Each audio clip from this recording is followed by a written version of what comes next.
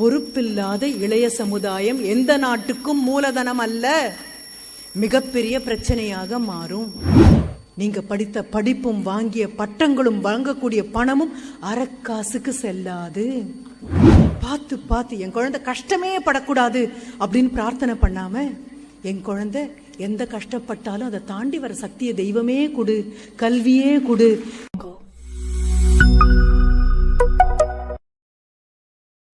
மறுபடியும் ஒரு அம்மா கிட்டே வரலாம். ஆனா இந்த அம்மாவுடைய குழந்தை நான் சொன்ன இந்த 5ஆம் வகுப்பு குழந்தை அல்ல. இந்த அம்மாவுடைய குழந்தைக்கு 25 வயசு ஆயிடுச்சு. 25 வயதான அந்த நபர் ஒரு பெரிய ஸ்தாபனத்துல வேலைக்கும் வந்து சேர்ந்தாச்சு. கை நிறைய சம்பளம் மட்டும் இல்ல, மனசு நிறைய சந்தோஷம், தலை நிறைய அமைதி. சரி, ஒரு வாரமாக அம்மா இவருக்கு சாப்பாடு போட்டுட்டு இவர் தூங்கினதுக்கு அப்புறம் கதவை சாத்திட்டு அம்மா சாப்பிட வருவாங்க. இந்த ஒரு வார காலமா என்னாச்சோ தெரியல, புரண்டு புரண்டு படுக்கக்கூடிய ஒரு மகனாக இருக்காரு. அடுத்த நாள் காலையில ஒரு வாரமா அம்மா இதை பார்த்துட்டே இருக்காங்க. சரி, ஆபீஸ்ல ஏதோ பிரச்சனை, அலுவலகத்துல ஏதோ பிரச்சனை, அலுவலகத்துல ஏதோ பிரச்சனை, முகம் வாடியே இருக்கு, முகம் கண்ணி போயிருக்கு, என்கிட்ட பகிர்ந்து கொள்ளவே மாட்டேங்கிறாரு. அம்மா அடுத்த நாள் காலையில ஒரு வாரம் முடிஞ்சு ஒரு 8வது நாள் காலையில சிற்றுண்டி இவருக்கு வைக்கும் பொழுது கண்ணுக்கு கண் மகனை பாக்குறாங்க. பார்த்து அடுத்த நிமிஷம் அம்மா கிட்ட, பையன் என்னம்மா என்னையே பார்த்துட்டு இருக்கீங்க? ஒன்றும் இல்லை, உனக்கு ஏதோ பிரச்சனை இருக்கு போல இருக்கு. ஆமாம்மா, நிறைய பிரச்சனை இருக்கு, ஒரு முடிவெடுக்க முடியலம்மா என்னால. அடுத்த நிமிஷம் அம்மா சொல்றாங்க, உன் பிரச்சனை என்னன்னு நான் கேட்க போறதில்லை. 25 வயதான உனக்கு பிரச்சனை என்னன்னு அடையாளம் தெரியும், பிரச்சனைகளுக்கு என்ன தீர்வுகள், தீர்ப்புகள் அல்ல, தீர்வுகள் என்ன கொடுக்கணும் அப்படிங்கிறதும் உனக்கு தெரியும். அது அந்த அளவுக்கு உனக்கு ஆரோக்கியமான அறம் சார்ந்த வீட்டு சூழல் நான் கொடுத்துருக்கேன். உன் பிரச்சனை என்னன்னு அம்மா கேட்க போறதில்ல, சாஞ்சுக்கு தோள் அம்மா கொடுக்க போறதில்ல. ஆனா இந்த நேரத்துல உங்ககிட்ட மறுபடியும் ஒன்ன நினைவூட்டணும். என்ன? ஒரு வார காலமா பாக்குறேன், தூக்கம் இல்லாம புரண்டு புரண்டு படுக்கிறேன். உன்னை பத்தி எனக்கு பல பெருமைகள் உண்டு. நீ நல்லா படிக்கிற குழந்தை, அடுத்தவங்களுக்கு மரியாதை கொடுக்கக்கூடிய குழந்தை, எல்லாரையும் அனுசரிச்சு போகக்கூடிய குழந்தை. ஒன்ன வாழ்க்கை துணையாக ஒரு பொண்ணை கூட்டிட்டு வந்து உனக்கு கொடுத்தேன் அப்படின்னா அவள் சகல சௌபாகியங்களோட இருக்கக்கூடிய பெண்ணாக நீ அவளை பார்த்துக்கோ, இந்த எல்லா நம்பிக்கையும் இருக்கு. ஆனா இந்த ஒரு வார காலமாக நீ புரண்டு புரண்டு படுக்கும்போது நான் இன்னொன்னும் சொல்லணும். எனக்கு ரொம்ப பெரிய பெருமைகள்ல ஒண்ணு, உன்னை பத்தி என்ன தெரியுமா? படுத்த உடனே தூங்குவேன், படுத்த உடனே தூங்குவேன். அடுத்த நாள் காலையில் எழுந்திருக்கும் போது முகம் அவ்வளவு பளிச்சுன்னு இருக்கும். நான் இது உங்ககிட்ட சொன்னதில்லை, ஆனா நீ சாப்பிட்டு ஏதோ கொஞ்ச நேரம் ஓய்வெடுத்து படிச்சுட்டு நீ படுக்கும்போது உன் அரைக்கதை ஒரு நிமிஷம் திரும்பி பார்ப்பேன். நான் பார்த்தேன் அப்படின்னா அமைதியா நீ தூங்குறது, ஆழ்ந்த நித்திரை, அமைதியான சுவாசத்தோட நீ தூங்குறத பார்க்கும்போது, அப்பாடா இன்னைக்கு என் குழந்தை செஞ்சதெல்லாம் நல்லதா தான் இருந்திருக்கணும், இல்லைன்னா இப்படி தூக்கம் வராது அப்படின்னு நினைச்சது உண்டு. ஒரு வார காலமா நீ புரண்டு புரண்டு படுக்கிற, எனக்கு ரொம்ப கஷ்டமாக இருக்கு அப்படின்னு அம்மா சொன்னது. அடுத்தது என்ன? உன் பிரச்சனை எனக்கு தெரியாது, அதற்கு என்ன முடிவு நீ எடுக்க போறேன்னு தெரியாது. ஆனா ஒரு விஷயத்த நீ ஞாபகப்படுத்துறேன், உன் தூக்கத்தை ஒரு வாரம் ஒரு விஷயம் கெடுத்ததே ஆனால் அந்த விஷயம் நல்ல விஷயமா இருக்க முடியாதுன்னு மட்டும் எனக்கு தெரியும். உன் தூக்கம் கெடாத அளவுக்கு நல்ல விஷயங்களை மட்டுமே பண்ணுப்பா. இதுக்கு மேல உங்க அம்மாவுக்கு படிப்பும் இல்லை, சொல்லிக் கொடுக்கக்கூடிய பக்குவம் இல்லை. அம்மா அவ்வளவுதான், கொண்டு வந்த இட்லியை பரிமாறியாச்சு. பையன் சாப்பிட்டானான்னு பார்த்து எழுந்திரிச்சு போயிட்டாங்க. ஒன்றும் இல்லை, பையன் மனதில் வந்த சின்ன சலனம் என்ன அப்படின்னா, ஏதோ ஒரு வேலையை செய்யறதுக்காக அவருக்கு ஒரு கையூட்டு கொடுக்கறதுக்காக யாரோ தயாரா இருந்தாங்க, லஞ்சம் கொடுக்கறதுக்கு யாரோ தயாரா இருந்தாங்க. தேவை இருந்தாலும் மனசு வேண்டான்னு சொல்லிச்சு. மனசுக்கிட்ட ஒரு கெட்ட பழக்கம் உண்டு, எதையாவது பண்ண தொடங்கும் போது வேண்டாம் வேண்டாம் பண்ணாதே, தப்பு பண்ணாதே, தப்பு பண்ணாதேன்னு 10 தடவை சொல்லும். சி சுமாரு அப்படின்னு ஒரு வாரம் அது தட்டி உட்கார வச்சோன்னா என்ன சொல்லும் தெரியுமா? அதே மனசு, சரி சரி பண்ணு, யார் பண்ணல மாட்டிக்காம பாத்துக்கோ அப்படின்னு அதே மனசு நம்ம கிட்ட சொல்லும். இந்த அம்மாக்காரி வெளியில இருக்கக்கூடிய ஒரு மனசாட்சி மாதிரி வந்து சொன்னது, ஒரு வார காலம் உருண்டு உருண்டு நீ படுக்கிற அளவுக்கும் மனசை ஏதோ வாட்டி இருக்கு அப்படின்னா அது கண்டிப்பாக நல்லதாக இருக்காது. தூக்கத்தை கெடுக்கிற அளவுக்கு கெட்ட வேலைக்குள்ள இறங்கிடாதேமா. எத்தனை பேர் இந்த மாதிரி சொல்லியிருக்கோன்னு ஒரு நிமிஷம் யோசிச்சு பாருங்க. பருவத்தை பயிர் செய்யணும் ஏதோ பச்சை குழந்தைய பிடிச்சு மாவு பிசைகிற மாதிரி பிசையறது அல்ல. உங்க கைக்குள்ள இருக்கக்கூடிய குழந்தைய ஒவ்வொரு காலகட்டத்திலையும் உங்களால சீர்படுத்த முடியுமா? நான் உள்ள வந்த போது நிறைய ஃபர்ஸ்ட் இயர்ல ஜாயின் பண்ணிக்கிற குழந்தைங்க அப்படின்னு நிறைய பேரை கொண்டு வந்து தாய் தகப்பன் ரொம்ப சந்தோஷமா அறிமுகப்படுத்தினாங்க. அப்ப நான் உங்ககிட்ட கேட்கணும்னு நினைச்சது ஒண்ணு உண்டு. ஆனா கேட்கணும்னு நினைச்சது சபையில கேட்கும்பொழுது, இனிமே ஃபர்ஸ்ட் இயர் கொண்டு வந்து சேர்க்க போற குழந்தைங்களாக இருக்கட்டும், இல்ல 2ஆம் ஆண்டுக்கு உங்க குழந்தைங்க போகும்போது மறக்காம நீங்க ஞாபகம் வச்சுக்கொள்ள வேண்டிய விஷயம், கல்லூரிகளுக்கு கொண்டு வந்து முதல் வருடம் குழந்தைய சேர்க்கும் பொழுது கையில ஒரு சின்ன பதபதப்பு இருக்கும். என்னதான் ராகிங் இஸ் ப்ரோஹிபிட்டட் அப்படின்னு எழுதினாலும் சட்ட ரீதியாக தண்டனைக்குட்பட்ட விஷயம் இது அப்படின்னு சொல்லி இருந்தாலும் குழந்தையை கொண்டு போய் கல்லூரியில விட்டுட்டு திரும்பி வரும்பொழுது திரைப்படங்கள்லையும் ஊடகங்கள்லையும் செய்தித்தாட்கள்லையும் செவி வழி செய்தியாக காதலையும் வந்து விழுந்ததை நினைச்சு இந்த 10 மாதம் சுமந்த தாயும் தோளிலும் நினைவிலும் சுமந்து கொண்டிருக்கக்கூடிய தந்தையும் எப்பொழுதுமே பயப்படுவாங்க. 3 மணிக்கு திரும்பி வர வேண்டிய குழந்தை 3:05 ஆகி 3:10 ஆகி 3:15 ஆச்சு அப்படின்னா மறக்காம மொபைல் குழந்தைக்கு போயிடும்.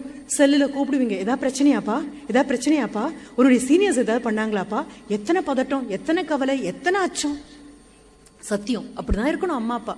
ஆனா உங்க குழந்தை ஃபர்ஸ்ட் இயர்லேருந்து செகண்ட் இயர் போகிற அன்னைக்கு முதல் நாள் எந்த தாய் தகப்பனாவது பக்கத்தில் உட்காந்து, இங்கே பாரு போன வருஷம் இதே நேரம் நீ ஃபர்ஸ்ட் இயரில் கொண்டு போய் உன்னை விட்டுட்டு ஒவ்வொரு நாளும் நீ திரும்பி வரும்போதெல்லாம் கொஞ்சம் பயமாக இருக்கும். ஒரு 3 மாதம் நீ காலேஜில் பழகிற வரைக்கும் எனக்கு ஒரு சின்ன அச்சம் மனசுக்குள்ளே இருந்துகிட்டே இருந்தது. ஐயோ அதே மாதிரி இப்போ ஃபர்ஸ்ட் இயர்ஸ் வந்திருக்காங்க, உன்னுடைய நண்பர்கள்னு 10 பேரை சேர்த்து வச்சுட்டு வேற தாய் தகப்பன் நெஞ்சில தயவு செஞ்சு நெருப்பள்ளி போட்டுடாதேன்னு ஒரு அம்மாவோ அப்பாவோ உங்க குழந்தைகிட்ட சத்தியம் வாங்கியிருந்தீங்கன்னா பருவத்தே பயிர் செய்யறீங்கன்னு அர்த்தம். என் குழந்தை செகண்ட் இயர் போன அடுத்த நிமிஷம் எனக்கு அதை பத்தி கவலை இல்லை. பக்கத்து வீட்டு குழந்தை 10ஆம் கிளாஸ் படிக்கும்போது எனக்கு அது பிரச்சனையே இல்லை. என் குழந்தை எல்கேஜி படிக்கும்போது அது மிகப்பெரிய பிரச்சனையாக எனக்கு இருக்கும். என்ன பண்றோம், நான் அந்த இடத்தை தாண்டுற வரைக்கும் மிக உறுதியாக இருப்பேன். அந்த இடத்தை நான் தாண்டியாச்சு அப்படின்னா என்னை விட பலவீனமான ஆள் யாரும் இல்லை. அனுபவத்துக்கு அப்பாற்பட்டு போகாம நான் மறுபடியும் சொல்றேன். எனக்கு இன்னொரு சின்ன அனுபவமும் கிடைச்சது. கோயம்புத்தூர்ல இருந்து மயிலாடுதுறை வரைக்கும் போகக்கூடிய அந்த ஜன்சதாப்தி எக்ஸ்பிரஸ் பார்த்துருப்பீங்க. 2 பேர் உட்காரக்கூடியது, 3 பேர் உட்காரக்கூடியது, அந்த மாதிரி இருக்கும். நாங்கள் பின்னால் உட்காந்துருக்கோம். எங்களுக்கு முன்னால ஒரு 18 வச்சுக்கலாம், கண்டிப்பா ஃபர்ஸ்ட் இயரோ செகண்ட் இயரோ படிக்கக்கூடிய ஒரு குழந்தை. நான் சொல்றதுக்கு என்ன காரணம் அப்படின்னா, உருவத்தால வளர்ந்தாலும் மனது பக்குவப்படாமல் அபாயகரமான மன முதிர்ச்சியின்மை உள்ள எல்லாரையுமே குழந்தைகளா நினைச்சு பார்த்தா மட்டும்தான் மன்னிக்கக்கூடிய தைரியம் நமக்கு வருது. இல்லைன்னா கண்டிக்கவும் வேணும், கண்டுக்கவும் வேணும், தண்டிக்கவும் வேணும். அவருக்கு ஜன்னலோரம் ஒரு சீட்டு கிடைச்சிருக்கு. உலகத்தை பத்தி அவருக்கு எந்த கவலையுமே இல்லை. காதும் கேட்காம இருக்கிற மாதிரி காதுக்குள்ளேயும் எதையோ போட்டாச்சு. கைவசம் இருக்கக்கூடிய பொருள்ல இருந்து வரக்கூடிய பாட்டை கேட்டுட்டு உட்காந்துட்டு இருக்காரு. அவரும் உங்களுடைய அம்மாவும் கூட பயணிக்கிறாங்க போல இருக்கு. அதுக்கு அடுத்தது ரொம்ப சாதாரணமா உங்க வீட்லயும் எங்க வீட்லயும் நீங்க பார்த்திருக்க கூடிய வயது முதிர்ந்த ஒரு 70 வயது ஒரு நபர். மிக சாதாரணமான ஒன்று. நமக்கு என்னமோ எல்லாரையும் இவங்களெல்லாம் பெருசுன்னு கூப்பிட்டு நச்சுன்னு கூப்பிட்டும் பழகி போயிட்டோம். எனக்கு முன்னாலே பேசின ஐயா சொன்னது நான் இந்த மாதிரி இந்த இல்லத்துக்கு போனேன், நம்ம எல்லாம் அங்கதானே போக போறோம் அப்படின்னு. உங்க எத்தனை பேர்கிட்டையும் நான் மறுபடியும் சொல்றேன், முதியோர் இல்லங்கள் எனக்கு மனதுக்கு மிக மிக நெருக்கமான விஷயங்கள். என்ன காரணம் தெரியுமா? முதியோர் இல்லத்துல முதியவர்களே கிடையாது, முதியோர் இல்லத்துல புலம்பல்கள் கிடையாது, முதியோர் இல்லங்கள்ல பெருசுகள் கிடையாது. என்னை விட 10 வயசு சின்னவங்க முன்னாலே எனக்கு முழங்கால் வலிக்குது, முதுகு வலிக்குதுன்னு சொன்னாதானே எப்ப பார் புலம்பல். எல்லாருக்குமே அங்க முதுகு வலிக்கும், எல்லாருக்குமே அங்க முழங்கால் வலிக்கும், எல்லாருக்குமே 2 காதுக்கு 4 காது கடன் வாங்கி அடுத்தவன் பிரச்சனையை கேட்கக்கூடிய பக்குவம் இருக்கும். எல்லாருக்குமே நச்சு கிடையாது, எல்லாருக்குமே பிடுங்கல் கிடையாது.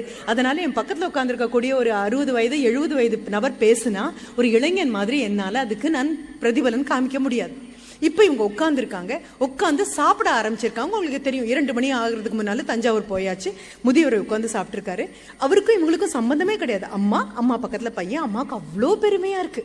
பையனை பார்க்கும்போது 18 வயசுக்கு நல்ல ஆஜானுபாகுவா அடிக்கும் தலைக்கும் வளர்ந்த ஒரு பையன். உலகத்தை பத்தி கவலையே இல்லை. அவரால் யாருக்கும் எந்த பிரச்சனையும் கிடையாது. காதை இறுக்கி மூடியாச்சு. அவராச்சு அது காது கேட்கறது போக கையில் ஒரு புத்தகம் இருக்கு. அதுவும் இல்லைன்னா வாட்ஸ்அப்ல ஏதோ பார்த்துட்டு இருக்காரு. பக்கத்துல உட்காந்து அம்மா நிமிந்து பார்த்து குழந்தைய கண்ணால் அளவிட்டு, ஆஹா எப்படிப்பட்ட ஒரு குழந்தைக்கு நான் தாயினும் அவ்வளவு சந்தோஷம். சரி, அம்மாவும் மகனும் சாப்பிட ஆரம்பிச்சாங்க. முன்னால் இருக்கக்கூடிய அந்த இதையும் எடுத்து வச்சுக்கிட்டாங்க, அந்த டேபிள் மாதிரி இருக்கக்கூடியது. அதுல இந்த முதியவரும் தனக்கான உணவு எடுத்து சாப்பிடுறாரு. முதுமைக்குன்னு சில குணங்கள் உண்டு. நீங்களும் நானும் நினைக்கிற மாதிரி உடனே ஸ்பூன் எடுத்த உடனே 5 விரலும் ஒன்னா அதெல்லாம் பிடிக்காது. இந்த பச்சை குழந்தை எப்படி 10 தடவை பிடிச்சாலும் 15 தடவை ஸ்பூன் கீழே விழுமோ அந்த மாதிரியே 60 தாண்டி 70 தொடும்போது கை நடுக்கம் வரும், வாய்க்குளறல் வரும். எல்லாமே இயல்பாக இருக்கிறது தான். ஆனா இது நம்ம குழந்தைங்களுக்கு சொல்லி கொடுத்தது கிடையாது.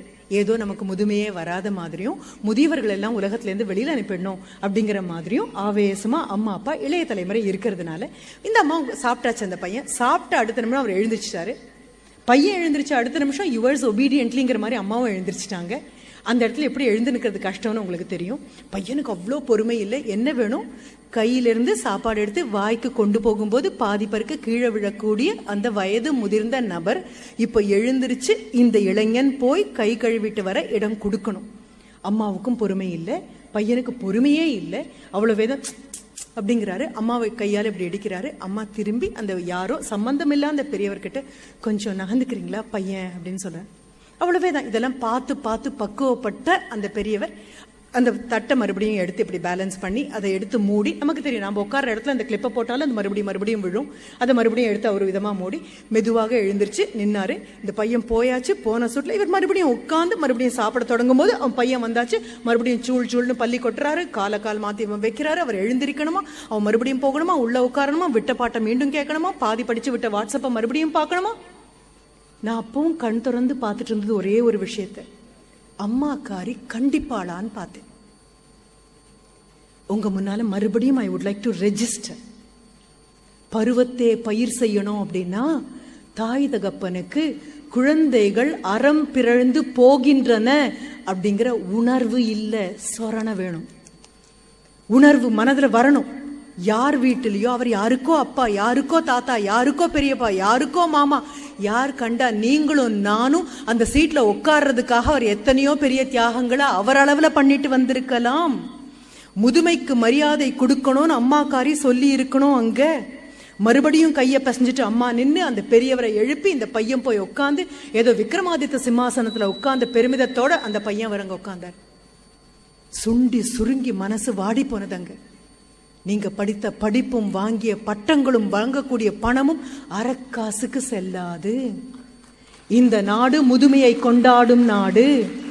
இது அம்மா பார்க்கணும், அப்பா பார்க்கணும், கண்டிக்க வேண்டிய நேரத்துல கண்டிக்கணும். இது this has to become a national character. அலட்சியமும் இளமைக்கு நீங்களும் நானும் கொடுக்கக்கூடிய அவகாசங்களும் தாய் தகப்பனும் அடுத்த தலைமுறையும் கண்டிச்சு நிறுத்தல அப்படின்னா இந்தியாவின் 65% இளைஞர்களானது மார்தட்ட முடியாது. கையை பிசைஞ்சிட்டு பயந்துட்டு நிற்க வேண்டிய காலத்துக்கு வரும். பொறுப்பில்லாத இளைய சமுதாயம் எந்த நாட்டுக்கும் மூலதனம் அல்ல, மிகப்பெரிய பிரச்சனையாக மாறும். இது சொல்லிக் கொடுக்க வேண்டியது நாம. பக்கத்துல நின்று அம்புக்குறிகள் மாறி தடம் பொருளாதேன்னு சொல்ல வேண்டியது நாம.